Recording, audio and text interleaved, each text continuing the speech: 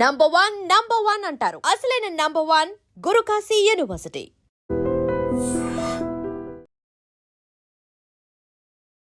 Hi guys, welcome to I dream. నేను మీ Chanakya. Guys, lookout notice అని మనం వింటూ ఉంటాము. అసలు ఈ లుక్అవుట్ నోటీస్ అంటే ఏంటో కూడా చాలా మందికి తెలియదు. కాకపోతే ఈ వీడియో తర్వాత మాత్రం ఖచ్చితంగా దీని గురించి మంచి అవగాహన అనేది కూడా వస్తుంది. అండ్ దీని గురించి మనకైతే ఎక్స్ప్లెయిన్ చేయడానికి మన దగ్గర ఉన్నారు సీనియర్ మోస్ట్ అడ్వకేట్ పృథ్వీ గారు అండ్ ఇమిగ్రేషన్ లాయర్ కూడా. మరి సార్నే అడుగుదాం ఈ లుక్అవుట్ నోటీస్ అంటే ఏంటనేది. Hi sir. హాయ్ సార్, ఈ లుక్అవుట్ నోటీస్ మనం వింటూ ఉంటాం. ఎవరైనా కానీ విదేశాలకు వెళ్ళిపోయారంటే వాళ్ళకి సంబంధించి కానీ ఎవరైనా వాళ్ళకి అంటే ఆ ఎయిర్పోర్ట్లో ఇష్యూస్ చేస్తూ ఉంటారు. వాళ్ళ మీద లుక్అవుట్ నోటీస్ అనేది కూడా జారీ చేశాము అని చెప్పేసి మనం న్యూస్లో వింటుంటాం. అసలు ఏంటి లుక్అవుట్ నోటీస్ అంటే? చాణక్య, ఒక వ్యక్తి మీద క్రైమ్ పడింది, క్రైమ్ వచ్చింది. With in India, with in parameters of that, ఈ హైదరాబాద్లో జరిగింది అనుకుందాం. ఈ హైదరాబాద్లో ఉండే వ్యక్తిని కలెక్ట్ చేసుకుంటానికి మనకు ఉండేటువంటి సాధనాలు ఏంటి, అతని అడ్రస్ ఎట్లాగా అని. ఫస్ట్ అడ్రస్ తెలిసిందే, అడ్రస్ ట్రేసప్ చేస్తారు, అతని దగ్గరికి వెళ్తారు, అరెస్ట్ చేసి తీసుకొస్తారు. లేదు, అతని అడ్రస్ తెలియట్లేదు, దెన్ ఫోన్ కమ్యూనికేషన్లో పోలీస్ వారు ఏం చేస్తారు, అతని మొబిలిటీ అన్నది ఐడెంటిఫై చేసి అరెస్ట్ చేస్తారు. ఈ రెండు కాదు, ఓకే, అతను ఇక్కడి నుంచి ఎస్కేప్ అయిపోయాడు, దేశం దాటేశాడు. దేశం దాటిన వాడిని ఇక్కడికి ఎట్లా తీసుకురావాలి అన్నది ఫస్ట్. అంటే ఎఫ్ఐఆర్ స్టేజ్లో కేసు పెట్టిన తర్వాత ఒక వ్యక్తి పారిపోయాడు, అతని యొక్క నెసిటీ ఇన్వెస్టిగేషన్ చాలా అవసరం అని చెప్పి అతన్ని రప్పించే పద్ధతిని one of the stringent ways lookout notice. Okay, అంటే ఇక్కడి నుంచి వెళ్ళిపోయాడు, విదేశాలకు వెళ్ళిపోయాడు. ఫర్ ఎగ్జాంపుల్ ఇక్కడి నుంచి కువైట్ వెళ్ళిపోయాడు, లేకపోతే ఖతార్ వెళ్ళిపోయాడు అనుకుందాం. అతను ఎప్పటికైనా ఇండియాకి వస్తాడు. ఓకే, ఎందుకంటే దానికి ఒక ఏ కంట్రీకి అయినా సరే ఒక ఇమిగ్రేషన్ అనేది ఒక 1 year, 2 years, 3 years తర్వాత పాస్పోర్ట్ రెన్యులేషన్, వీసా రెన్యులేషన్కి వెనక్కి వస్తాడు. వచ్చినప్పుడు అతన్ని అరెస్ట్ చేసేటువంటి విధానాన్ని, అతన్ని క్యాచప్ చేసి ఏ పోలీస్ స్టేషన్ అయితే రిక్వైర్మెంట్ ఉందో ఆ పోలీస్ స్టేషన్కి పంపించే విధానాన్ని లుక్అవుట్ నోటీస్ ద్వారా తెలియజేస్తారు. ఓకే, అంటే ఇప్పుడు ఎవరో సుబ్బారావు గారు అని ఉన్నారు. సార్, సుబ్బారావు గారు ఏదో ఎవరినో మోసం చేసి అమెరికా వెళ్ళిపోయాడు. ఇప్పుడు ఎందుకంటే ఇప్పుడు బాగా ఎక్కువ జరుగుతున్నటువంటి ఇన్సిడెంట్స్లో ఎక్కువ బాగా డబ్బులు తీసేసుకుంటాం, పారిపోవటం. రైట్, విదేశాలకు మన చాలా న్యూస్లో అదే కనబడదు, విదేశాలకు పారిపోయిన వ్యక్తి. పొలిటికల్గా వెళ్ళిపోయే వాళ్ళు కొంతమంది, అండ్ నాన్ పొలిటికల్గా వెళ్ళిపోయే వాళ్ళు కొంతమంది, మోసాలు చేసి వెళ్ళిపోయేవాళ్ళు కొంతమంది. ఎక్కడికైనా ఏ కంట్రీకి వెళ్ళినా సరే ఆ కంట్రీలో ఒక మ్యాక్స్ 5 years కన్నా ఏ కంట్రీ ఉంచుకోదు వ్యక్తిని. ఓకే, ఖచ్చితంగా ఇండియాకి రావాలి. ఇప్పుడు దానికి 2 పారామీటర్స్ చెప్పాం మనం, ఒకటి వీసా, ఒకటి పాస్పోర్ట్. పాస్పోర్ట్ రెన్యులేషన్ అనేది ప్రతి 10 years, 20 years ఒకసారి జరుగుతూ ఉంటుంది. వీసా రెన్యులేషన్ అనేది ప్రతి 5 years ఒకసారి జరుగుతూ ఉంటుంది. ఓకే, ఆల్మోస్ట్ ఆల్ అన్ని కంట్రీస్లో, కొన్ని కంట్రీస్లో 2 years, కొన్ని కంట్రీలో 1 year. ఇప్పుడు టూరిస్ట్ కింద వెళ్తే 6 months, యుఎస్ కానీ యూరోప్ కానీ 6 months అట్లాగా ఉండేటువంటి ఆ పీరియడ్లో తర్వాత మళ్ళీ వెనక్కి రావాలి అతను. ఓకే, వచ్చిన తర్వాత అతను వచ్చి మళ్ళీ ఇక్కడెక్కడో దాక్కుని ఒక 2 నెలల నుండి మళ్ళీ వెళ్ళిపోవటానికి ఇంకా ఆ ట్రాన్సిట్ అన్నది అలౌ చేయకుండా ఉండి ఎయిర్పోర్ట్లో దిగిన వెంటనే అతను మొత్తం, అంటే ఇప్పుడు ఆ సుబ్బారావు అనేటువంటి వ్యక్తిని అరెస్ట్ వారెంట్ ఉంది, పాస్పోర్ట్ నెంబర్ సో సుబ్బారావు అని మొత్తం అన్ని ఎయిర్పోర్ట్స్కి, ఇంటర్నేషనల్ ఎయిర్పోర్ట్స్ అన్నిటికీ ఒక సిస్టంలో వెళ్ళిపోతుంది. ఓకే, ఒక సర్క్యులర్ లా జారీ చేయబడుతుంది. వెళ్ళిపోయిన తర్వాత అక్కడ ఉండేటువంటి సెక్యూరిటీ ఫోర్స్ ఉంటుంది, ఎయిర్పోర్ట్ సెక్యూరిటీ ఫోర్సెస్, వాళ్ళు ఇమీడియట్గా అతను చూసిన తర్వాత వెరిఫికేషన్, అంటే మళ్ళీ ఇండియాకి ఏ వ్యక్తి, ఏ సిటిజన్ అయినా సరే, ఇండియన్ సిటిజన్ అయినా, ఏ సిటిజన్ అయినా సరే, ఏ కంట్రీ సిటిజన్ అయినా ఒక కంట్రీ వచ్చాడు అంటే అతను యొక్క ఐడెంటిటీ అనేది అక్కడ రిఫ్లెక్ట్ అవుతుంది. పలానా వ్యక్తి వచ్చాడు, పలానా ఈ వ్యక్తి వచ్చాడు అనేసరికి అక్కడ ఒక రెడ్ సింబలే వస్తుంది ఫస్ట్. సార్ ఒకసారి ఉండండి సార్ అంటారు వాళ్ళు, చాలా మర్యాదగానే చెప్తారు పాపం, వాళ్ళు ఎక్కువ ఇబ్బంది కూడా పెట్టరు. రెడ్ డీటెయిల్స్ చూసుకుంటారు. రెడ్ డీటెయిల్స్ అంటే అనేక రకాల రెడ్ వాంటెడ్ పర్సన్ అంటాడు, లేకపోతే ఇంటర్నేషనల్ ఎరీనాలో కొంతమందికి వాంటెడ్ పర్సన్స్ ఉన్నారు.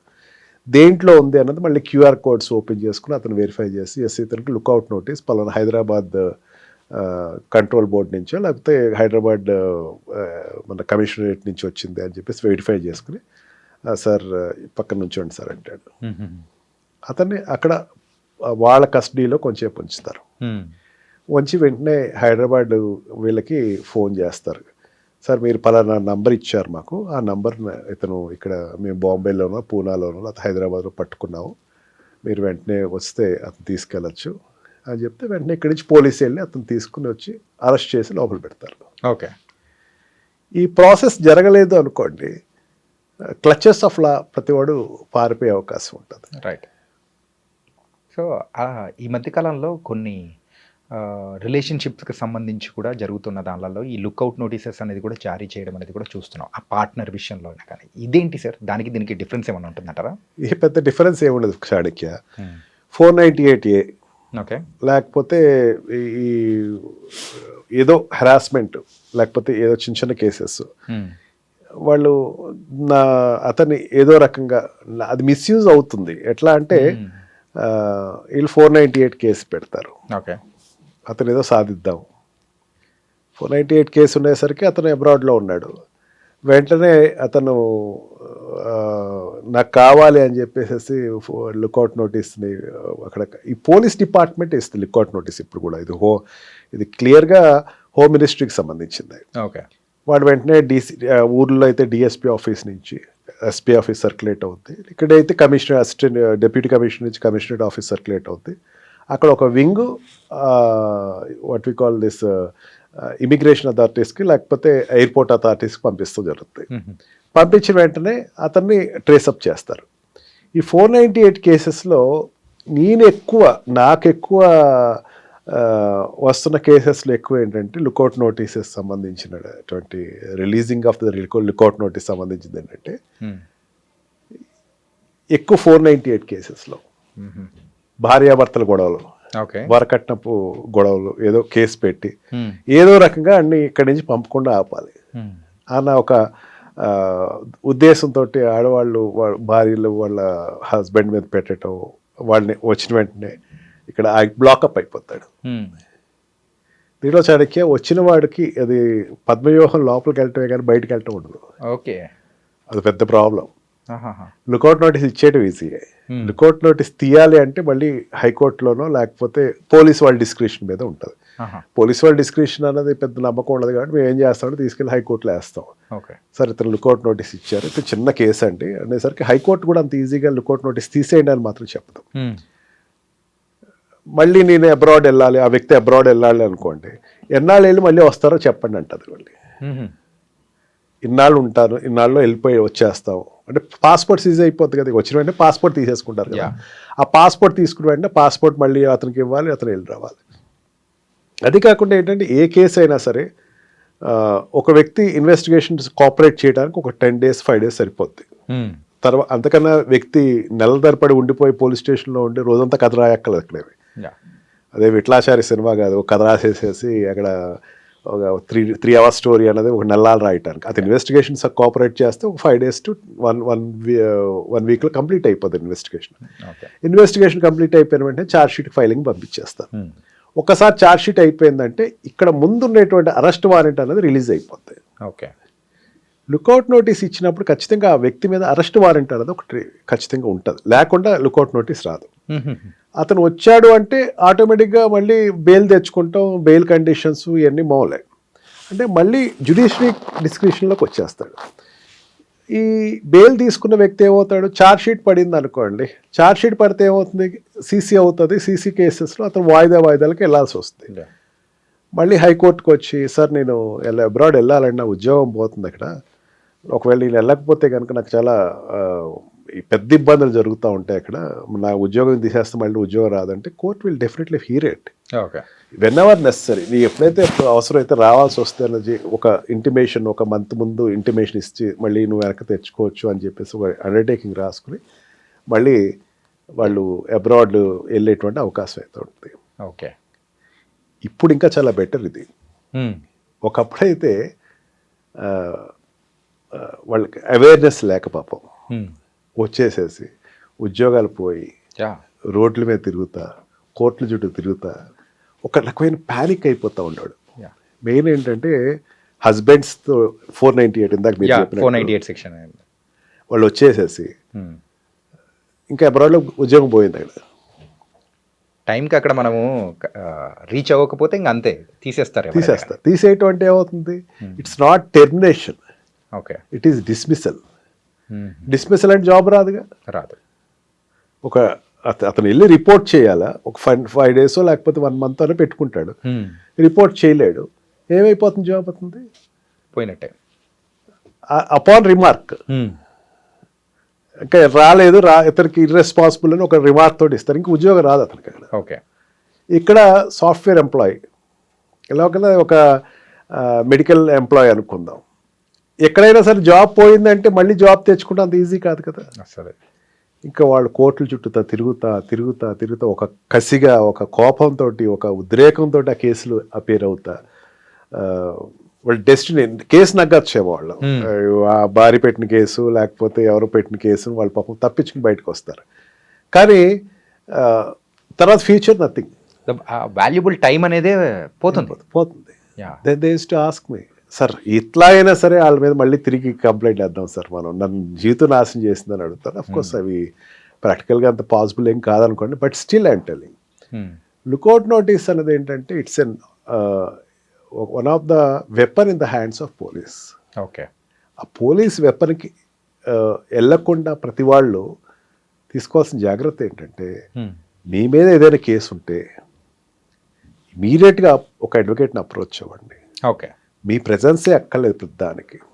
ఒకవేళ మీ ప్రెజెన్స్ ఉన్నా సరే ఆ కంట్రోలింగ్ ప్రెజెన్స్ అనేది కోర్టు మీకు గ్రాంట్ చేస్తే, మీరు పలానా టైంకి వచ్చి మళ్ళీ వెళ్ళిపోండి మీరు అని చెప్పేటువంటి ఆస్కారం ఉంది.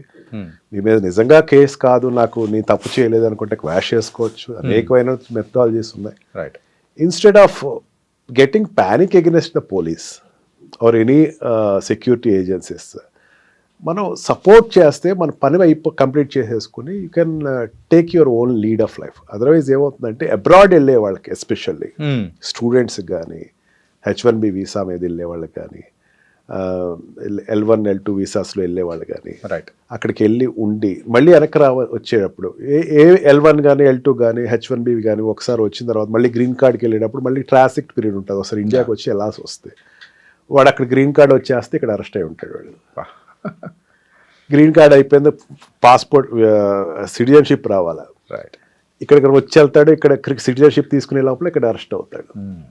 అంటే ఇది కొంచెం అవాయిడ్ చేయడానికి ఏంటంటే కొంచెం బెటర్, మీ మీద ఏదైనా కేసెస్ ఏదైనా ఒకటి మీకు ఇండికేషన్ వస్తే కనుక ఇమీడియట్గా లీగల్ కన్సల్ట్ చేసుకుంటే you will be better exempted from this situation.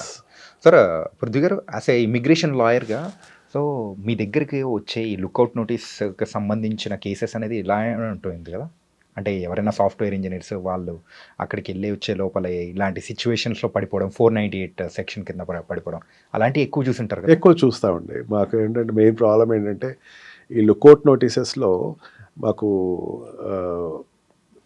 ఒకవేళ లుకౌట్ నోటీస్ ఉందా లేదా అన్నది ఒకసారి వెరిఫై చేసుకోవాలనుకుంటే అప్పుడు కూడా ఒక కేసు రిట్ ఫైల్ చేసుకుంటాం.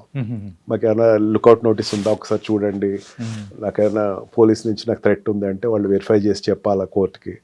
అండ్ ఒకవేళ లుకౌట్ నోటీస్ ఉంటే కనుక దాన్ని court will safeguard my rights, ఆ రైట్స్ సేఫ్ గార్డ్ చేసేటువంటి ఆస్కారం ఉంది అని ఒక నమ్మకం క్రియేట్ చేస్తాం. Yes, many cases I use to get it off. And passport issues ఉంటాయి, పాస్పోర్ట్ ఇష్యూస్ మీద వాడు ఇక్కడ స్ట్రక్ అప్ అయిపోతూ ఉంటాడు. వెరీ కేసెస్ మెయిన్గా ఏంటంటే ఈ మ్యారిటల్ ఇష్యూస్ మీద ఉండేవాళ్ళు ఎక్కువ ఉంటారు పాప వాళ్ళు. అండ్ ల్యాండ్ డిస్ప్యూట్స్ ఈ మధ్యన ఎమర్జ్ అవుతున్నాయి. ల్యాండ్ డిస్ప్యూట్స్లో కేసు పడినట్టు కూడా సరిగ్గా తెలియదు. వీళ్ళు ఏంటంటే ఏదో ప్రాపర్టీ కొనేస్తారు, ఒక లిటిగేషన్ ప్రాపర్టీ కొనేస్తారు చాణక్య. ఆ లిటిగేషన్ ప్రాపర్టీ అనేది వేరే వాడు ప్రాపర్టీ అనుకోండి, వేరే వాడు అన్నది క్రిమినల్ కేసు పెడతాడు. క్రిమినల్ కేసు పెట్టినట్టు వీడికి తెలియదు, ఎక్కడో అబ్రాడ్లో ఉంటాడు, కొనేస్తాడు. ఒక వాళ్ళ రిప్రజెంటేటివ్ని పెట్టి అటార్నీ పెట్టేసి కొనేస్తాడు. కానీ కేసు వాడి మీద పడుతుంది, వాడి కేసు ఉన్నట్టు కూడా తెలియదు. అందుకే ప్రతిదీ ఆ లీగల్ ఎక్కడైనా కొంచెం మనకు అనిపిస్తే ఇమీడియట్గా అప్రోచ్ అయితే ఎర్లీగానే మనం రిజాల్వ్ చేసుకోవచ్చు ఇష్యూస్, లేట్ కాకుండా. అంటే ఈ లెక్కను చూస్తే సార్ ఎవరైతే అబ్రాడ్కి ప్లాన్ చేసుకుంటున్నారో వాళ్ళు మాత్రం ఖచ్చితంగా సో యాజ్ ఏ మీలాంటి లాయర్ దగ్గరికి వచ్చి సజెషన్స్ మొత్తం తీసుకొని వెళ్తే they will be very safe. Definitely they will be in safe hand. Nice sir. And ఇప్పటి వరకు చాలా తక్కువ సందర్భాల్లోనే ఈ టాపిక్ గురించి అందరు టచ్ చేశారు, దీని గురించి చాలా చక్కగా వివరించారు. So thank you so much sir. Thank you చలకి. నిజంగా ప్రస్తుతం ఉన్నటువంటి సమాజం దేనికి ప్రయారిటీ ఇస్తుంది?